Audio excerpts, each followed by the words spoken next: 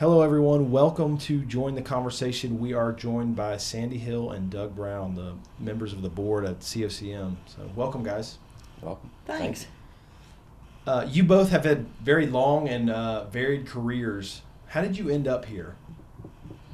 The very long part is a little bit, personal, but I ended up here, started out as an RA back in college and really enjoyed it. Actually, I became a desk attendant so that they would know where I was at in the halls at all times. Then I became an orientation leader, and then I became a resident assistant and really enjoyed housing. And I've worked in the on-campus and off-campus, but always have really preferred the on-campus. And so I was working for another company, and Doug called me. I'd known him from that company, and 1999 was when I started with them, and then 2003 I came over to Capstone. And I've been here ever since. We started a little niche business that just wanted to be an on-campus housing management group.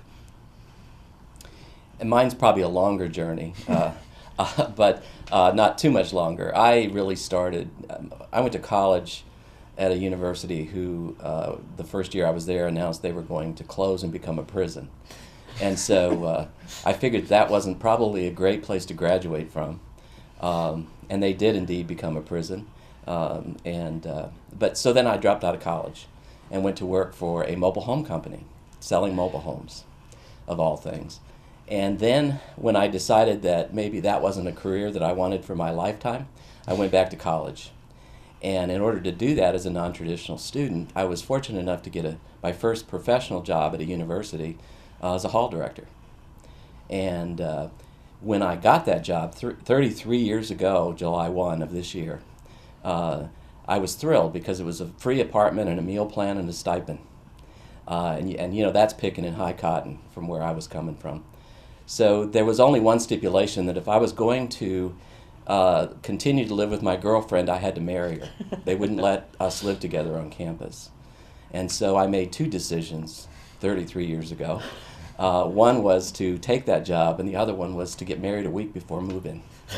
And you chose not to stay at the prison or the mobile home place. That's true. I left the prison, and I left the mobile home place, but I stayed in the profession, and I still negotiate daily with my wife. Oh, great. So what unique perspectives do you bring to COCM, and how do you not lose that perspective? Start with you, Doug. Well, I think experience is a perspective, and you know, one of the things about this profession is you don't find it, it finds you. And the ones that stick around are the ones that probably have something to offer that's quite unique in higher education. You know, I spent a lot of years working at a university in various positions, but I never strayed very far from housing. And one of the reasons, I think, is because there's an incredible talent pool in the area of student services and student affairs. And they play such an important role, both to recruit and to retain students, but also to continually, year after year, encounter and address and build communities for students of an age group that can be challenging. But it's one of the most important periods of a student's life. And so I think that's why we have the professionals we have in COCM, and why they continue to pursue their career with us. When I started living in a residence hall in college, I was, as they would say, high energy. And I know what the residence life people in that hall did for me.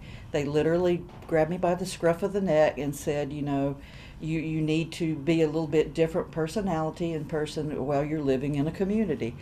And they brought me up through the process, and it made a huge difference in me, my grades, my ability to stay in school. And so I actually remember how important that was to me. Also, I still like students a lot. They do keep you young. I know that when I'm on a college campus, I can find a good alternative radio station. And so those are the things that make, I guess, us unique, but also add to the position and add to the ability to really relate to the students and enjoy the job. Yeah. So you guys provide a ton of leadership here, and we appreciate that. What are you most proud of at COCM? Absolutely, the people we brought in. They always say hire well, and then you can, just rest. And we haven't quite rested yet, but hiring well. We've got the best people out in the field and in the corporate office. They're just fantastic to work with, and it's just a blessing every time we see them. I think for me, clearly the talent. I mean, that's they teach us every day, and that's a good thing when you're in the profession as long as I've been. I think the other thing is that we can successfully run a very flat organization, and an organization where people on all levels can participate. And there's not a lot of work environments where that's possible. I also am very proud of the diversity. We find ourselves 50% women. We have a 50% non-white.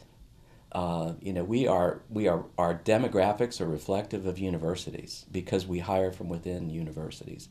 And we've kept that goal of both hiring from within but also hiring a diverse workplace because we have such a diverse client base and such diverse institutions that we work with. So where do you guys see COCM 5, 10, 15 years? I don't think you can outsource student housing. I think what you can do is you can enter into a shared governance strategy with the private sector. And the private sector can bring the best talent and bring the best areas of expertise to the institution so they can combine with that, with their talent and expertise, to create really the best program. Housing is just too critical of a core function to think that you can outsource it and walk away from it. And by that I mean relative to the retention issue, the recruiting issue, the community and the spirit of an institution often finds itself living in the residence halls. So where I see ourselves going in the future is really that we're not just about management. We are student housing professionals who collect to do the best, to make student housing the best. When I came to this company, and we were at that time a development company, we had an off-campus housing management division, and we did not have an on-campus one. There was very few projects that were in the on-campus public-private partnerships. What we tried to do initially was to pull both of those groups together, and we discovered it's like night and day. The approach to management off-campus is so different from the approach on campus that we decided to make sure they're uniquely separate. I'm happy to say that we became a company of our own as a uniquely separate specialist in on-campus housing management and consulting services when we're asked to do that as well. And that is the growth vehicle, is to stay very focused on what we're really good at, and that is to work within the environment of an institution that has multiple stakeholders and missions that sometimes are somewhat different than a private sector mission. And we do that well. I guess where I see us going is one of the things that I've really enjoyed seeing within COCM is our ability to bring people up within the ranks. We're, bringing in resident assistants and RDs who become assistant managers who become managers, and then managers and regionals, and hopefully someday will take my position. And any day would be fine. But that's where I see us going. It's an opportunity for us to spread the beliefs that we have in this company and what we believe is good and right on the college campus into a long-term opportunity for people. I'm going to say one more thing about that because I think it's important, and that is that when I talk to people who work in the field primarily, and I ask them what is different about working with COCM as opposed to working on a college campus, and inevitably the answer is I get to see a whole picture. Mm-hmm. It's not just about being niched into operations or residence life, but it's about looking at the financial components. It's about learning about the marketing strategies, and seeing a whole operation come together. And I think we offer something that is unique in the profession, because we have the responsibility as a fiduciary to our owner, and we have the people who will embrace being sometimes out there by themselves, and running an entire operation from the ground up, with support, of course, from regional managers and the home office.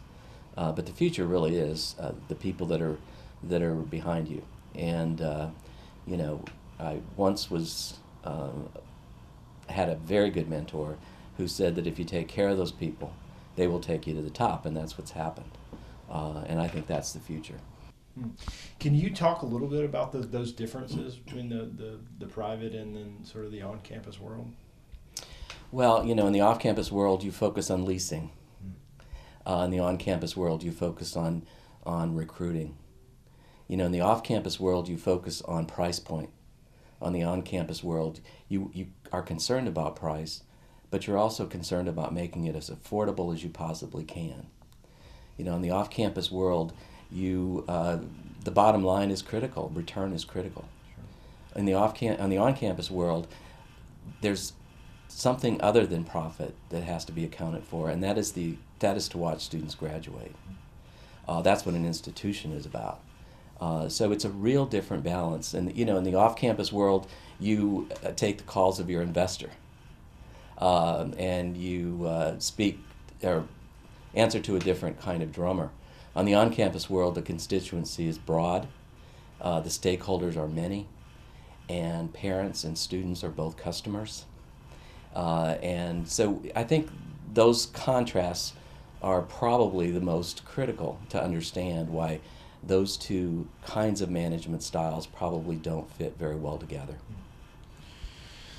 Well, we all know that you guys travel a lot, and I'm sure that you have lots of I've heard some travel stories. Can you tell me your favorite travel story? I'll start with you, Sandy.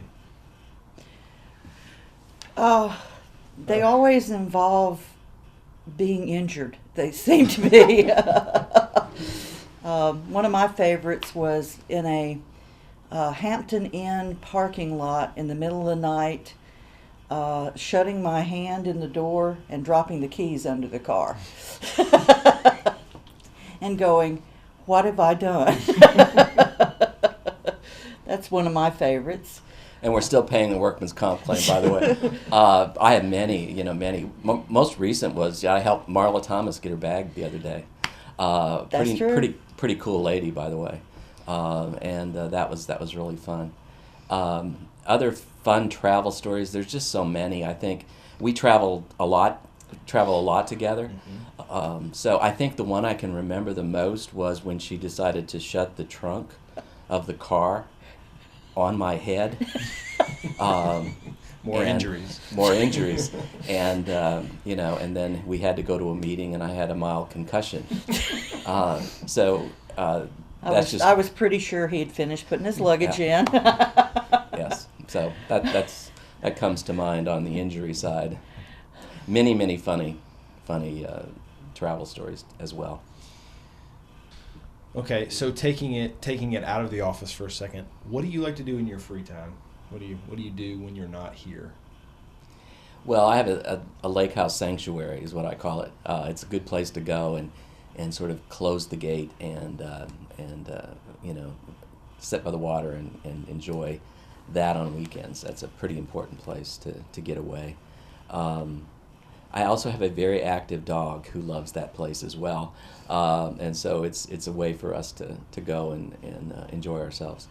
But I also spend an awful lot of time learning. I think you have to make that a mission your entire life, and so I'm a very big fan of our new technology of the last 10 years, and certainly podcasts like this one, and all kinds of media and content that come your way that's there and available to learn about a variety of topics, not just the one you work in every day. Sanctuary seems to be a theme here. I have a little mountain cabin. I call it a mountain cabin because it's on the top of Lookout Mountain that I go to on the weekends. It's quiet. It's a lot of oxygen from the trees. And my dogs can run free because I have active dogs too.